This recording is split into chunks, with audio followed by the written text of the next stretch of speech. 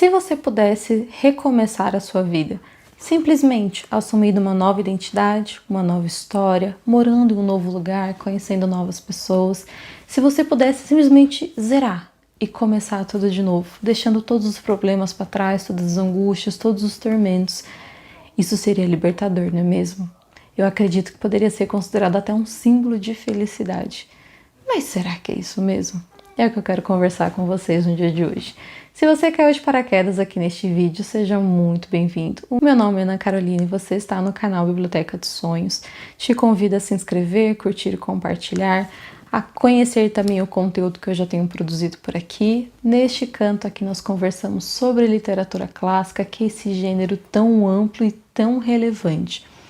No vídeo de hoje, então, eu quero conversar com vocês sobre o finado Mattia Pascal, do Luigi Pirandello.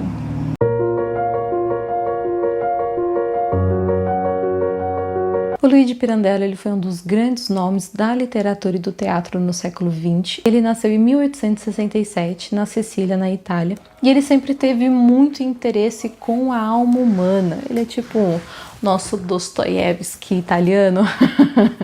Ele sempre teve muito interesse, então, com o modernismo, com a complexidade da alma humana, da sua mente. Então, ele sempre tentou explorar isso de algumas formas, nas suas obras, nos seus teatros, nos seus poemas, suas poesias. O finado Mattia Pascal é a sua obra mais conhecida, é considerada a sua obra-prima, mas fora esse livro também ele tem o livro Nenhum e 100 Mil. Esse livro, no caso, eu ainda não li, está na minha lista de desejos. Tem disponível na Amazon, mas infelizmente ainda não consegui fazer a leitura. Quero muito. Ali parece que ele vai abordar bastante sobre a identidade fragmentada, que é um assunto que ele explora um pouco por aqui, mas eu acredito que ele vai acabar se aprofundando um pouco mais nesse outro livro. Mas assim, o Luigi ele acabou falecendo em 1936 em Roma, só que ele deixou um trabalho literário vasto que realmente ele impacta, ele transforma, ele transpassa gerações. E a obra dele foi tão relevante que em 1934 o Luigi Pirandello foi laureado pelo Nobel de Literatura. E o motivo dessa homenagem foi por causa da sua coragem e engenhosidade na renovação dramática teatral. Esse realmente é um autor que vale muito a pena ser lido. E no vídeo de hoje, então, vamos conversar sobre o finado Mattia Pascal. Nessa história, nós já podemos entender ali mais ou menos o que ele vai tratar pelo título, finado Mattia Pascal. Mattia Pascal, então, ele perde o seu pai aos 4 anos. A sua mãe acaba delegando, né, todas as finanças para um terceiro, um administrador, que toma conta de todas as propriedades, de tudo financeiro, né, dessa família, só que ele não era um bom administrador, ele roubava essa família, então ele foi lapidando, foi depredando todos os seus patrimônios no decorrer dos anos. Mattia, ele cresceu extremamente orgulhoso da sua origem, sua ancestralidade, ele enchia a boca para falar, eu sou Mattia Pascal, sabe? Ele tinha orgulho da identidade que ele possuía, dessa persona que tão jovem, até um pouco imatura, né? A gente vê ele se envolvendo aqui em algumas confusões, esbanjando dinheiro de forma desregrada, tendo ali algumas atitudes que são um pouco reprováveis, né? Mas que fazem parte ali da juventude, do crescimento desse personagem. E nós vemos então, aqui é um romance de formação, né? Nós acompanhamos ali desde quando ele era pequenininho, quando ele vira jovem, quando ele se apaixona, quando ele se casa, quando ele começa a trabalhar. Nós vamos acompanhando ali passo a passo, né, da sua vida, os seus tormentos, as suas angústias, as suas aflições, o seu casamento, que é um completo desastre, é um casamento sem amor. A mulher por quem ele se apaixona depois do casamento, não sei, me passou a impressão de que ela entrava em depressão, sabe? Porque ela simplesmente se transformou. Ela era completamente infeliz e ele também era totalmente infeliz nessa relação. Eles moravam junto com a sogra, que a sogra era uma completa víbora, mulher insuportável. Mas é assim, ó, é aquela goteira na cabeça, sabe? Aquela pessoa incômoda e que faz questão de incomodar, sabe? Ela não tinha a mínima vontade de ser simpática, a mínima vontade de agradar, ela reclamava de absolutamente tudo. Então nós vamos ali acompanhando, né, um pouco desse peso da vida, das responsabilidades que o Mattia Pascal carrega, das perdas que ele tem, né? Como eu comentei, ele perdeu seu pai quando era muito pequeno. Depois ele vai perdendo algumas pessoas no qual ele amava muito, ele era extremamente apegado. Então ele acaba perdendo essas pessoas, nós vemos o impacto que isso tem nele. E ele tenta simplesmente fugir dessa situação. Primeiro no seu trabalho, fugindo mentalmente, né? Ele começa a ler, porque até então ele não tinha o despertamento da leitura, mas ele começa a trabalhar ali como na biblioteca, né, como um bibliotecário. Então ele começa a cuidar dos livros, então ele começa a se envolver com alguns livros de filosofia, então ele começa a trazer ali alguns questionamentos sobre a sua vida, sobre quem ele é. Ele começa a questionar toda a sua existência, e em meio a esse colapso assim, social, financeiro, familiar, ele acaba se envolvendo com o vício, ele começa a jogar, e no mesmo ponto ele começa a ter muita sorte ali no jogo, tipo, ele começa a vencer, ele ganha muito dinheiro, ele passa tipo 2 semanas sumido jogando, e só que ao mesmo ponto que ele ganha muito, ele perde muito, e quando ele vê que ele tá realmente perdendo quase tudo, ele freia, ele fala, não, ok, agora eu vou para casa. Ao mesmo ponto feliz, porque ele estava voltando com dinheiro, né? A sua família estava passando um grande aperto, né? Ele ganhava pouquíssimo no trabalho dele na biblioteca. Então, o dinheiro que ele ganhou poderia trazer um conforto para sua família por muito tempo, só que ele tinha dívidas que foram deixadas pelo administrador. Então, ao mesmo ponto que ele volta feliz, cheio de dinheiro no bolso, ele volta triste pensando, os meus credores virão me cobrar, cada um pegará a sua parte e no final eu ficarei sem nada. Então ele volta ali naquela angústia, né, naquele sofrimento, naquela opressão de, nossa, eu estou voltando para aquela vida miserável. Quando então ele está no trem, ele acaba pegando um jornal e ele vê ali na parte de obituário escrito Mattia Pascal. Mattia Pascal foi encontrado morto num rio que tem ali perto da casa deles. Foi identificado por causa da sua roupa, da sua estatura e da sua barba, porque o cadáver ali já estava irreconhecível, já estava tipo há 15 dias no rio. Então as pessoas... A esposa ali acaba falando, atestando que é o seu marido que havia morrido e que ela estava então viúva. E aí o Mattia Pascal, então naquele momento ele para com aquele jornal na mão e fala, agora é a oportunidade que eu tenho, com dinheiro no bolso, sendo dado como morto, de recomeçar a minha vida, de simplesmente sair desse inferno que eu estou vivendo. E ele parte então. Ele decide abraçar essa oportunidade, ele vê ali, ele fica em completo êxtase, em completa alegria, aquele sentimento de liberdade, de estou livre dos credores, dos problemas, do casamento falido, do trabalho detestável. Então, tipo, sabe, ele simplesmente viu a chance perfeita dele se livrar de todos os seus problemas. Então ele agarra essa oportunidade e vai viajar. Então ele começa a explorar o mundo e no caminho ele começa a pensar, ok, Mattia Pascal foi dado como morto, então quem sou eu? Eu preciso me apresentar com um nome, eu preciso ter uma identidade, eu preciso ter uma história, então quem sou eu? E ele começa ali nesse trajeto pensando, então eu vou me chamar Adriano Meis. Então ali ele assume uma nova identidade, ele fala, ok, a partir deste momento eu não sou mais Mattia Pascal está morto, eu sou o Adriano Meis, e ele começa ali a inventar toda a sua história, sobre onde que ele nasceu, a cidade que ele nasceu, da família que ele pertence, se ele tinha irmão, se não tinha irmão. A única coisa que ele mantém inalterada em toda a sua história é a presença da sua mãe, porque ali ele sente como se ele estivesse manchando a imagem dela, sabe? Então ele tem aquela paixão, sabe? Aquele vislumbre, aquele encantamento pela mãe, como se ela fosse um ser celestial, e ele simplesmente fala, não, eu não posso tocar na imagem dela, ela permanece inalterada, mas todo o resto da minha história, então eu vou construir de novo, de acordo com a vontade dele, e ele simplesmente bolou a a sua história da melhor forma que ele conseguiu, da forma como ele ansiava. Então ele vai se apresentando às outras pessoas, como o Adriano.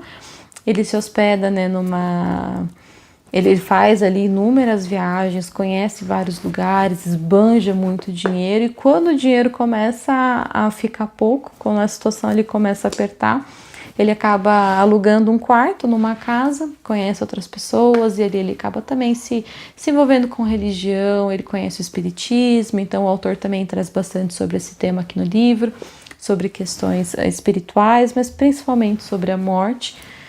Eu confesso que foram ali alguns diálogos que eu não entendi muito bem.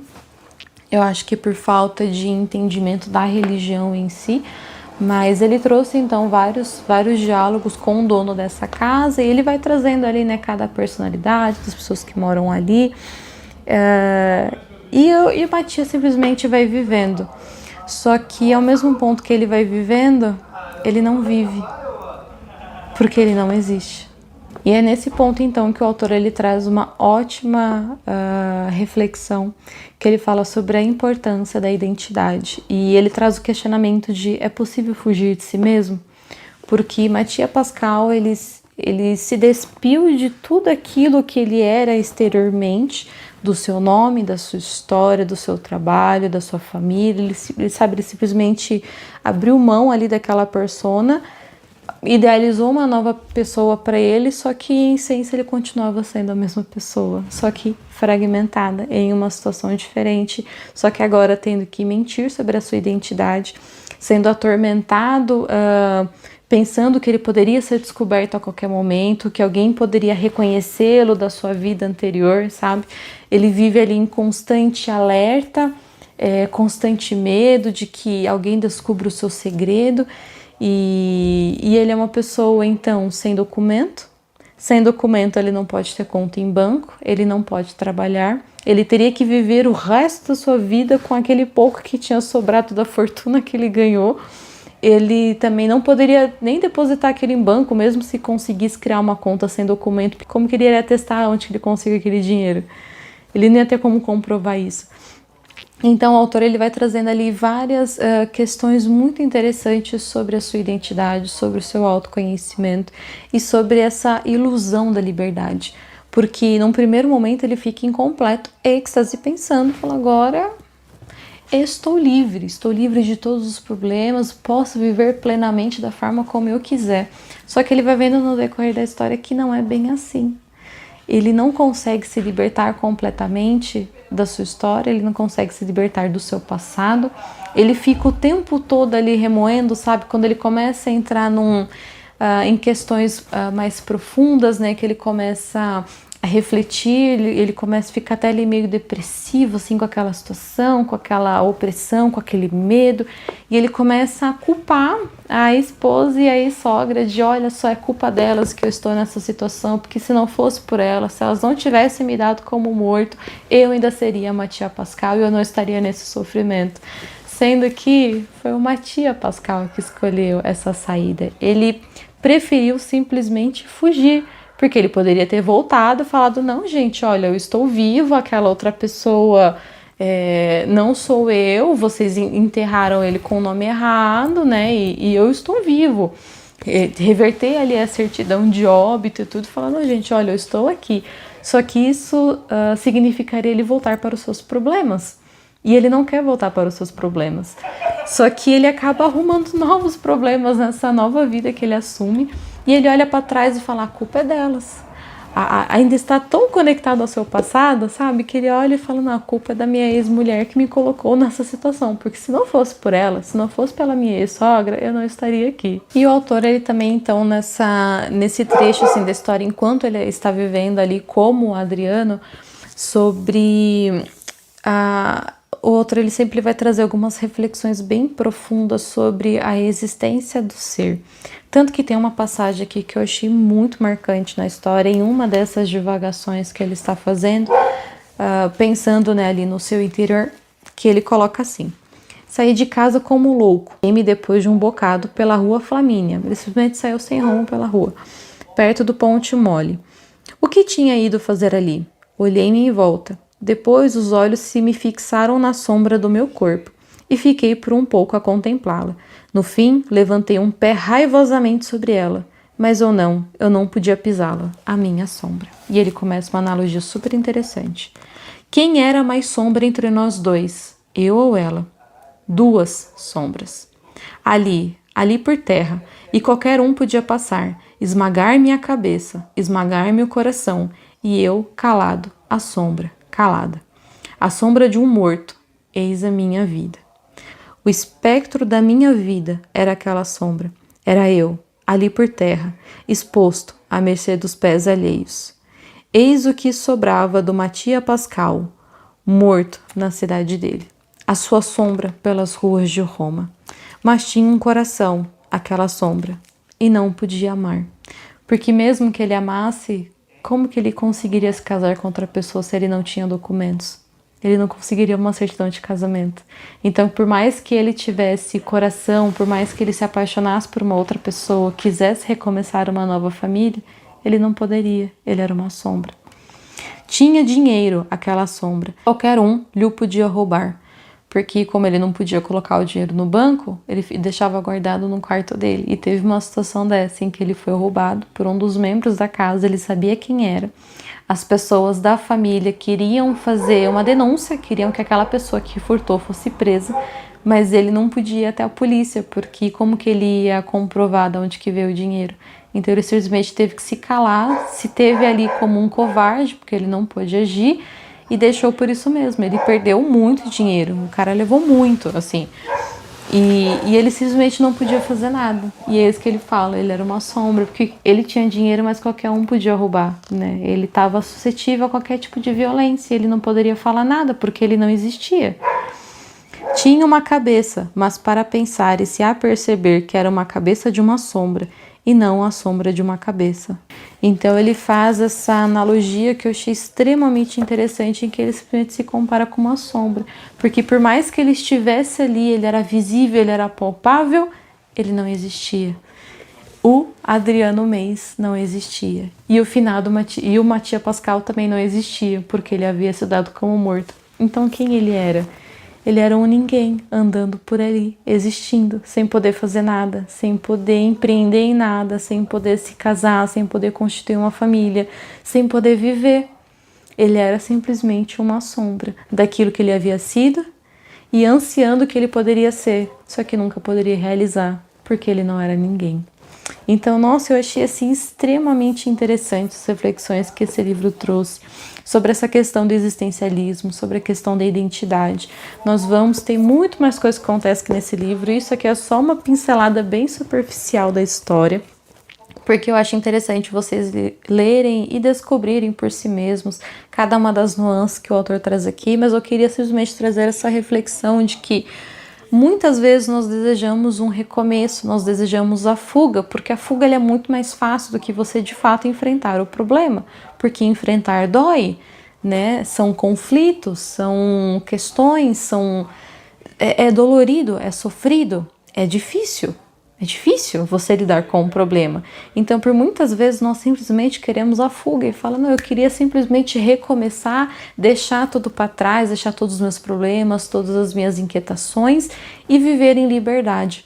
Só que o Mattia Pascal, ele acaba vivendo isso, ele percebe que essa era uma falsa liberdade, porque a partir do momento que ele se abre mão da sua identidade e assume uma nova, ele, na verdade, ele não estava se libertando, mas ele estava entrando em uma nova prisão, porque a prisão da sua vida anterior era o casamento fracassado, era o trabalho que ele não gostava, era uma vida financeira em fiasco, eram diversos problemas. Essa era a sua prisão, porque, né, da sua responsabilidade como ser humano. Todos nós passamos por problemas.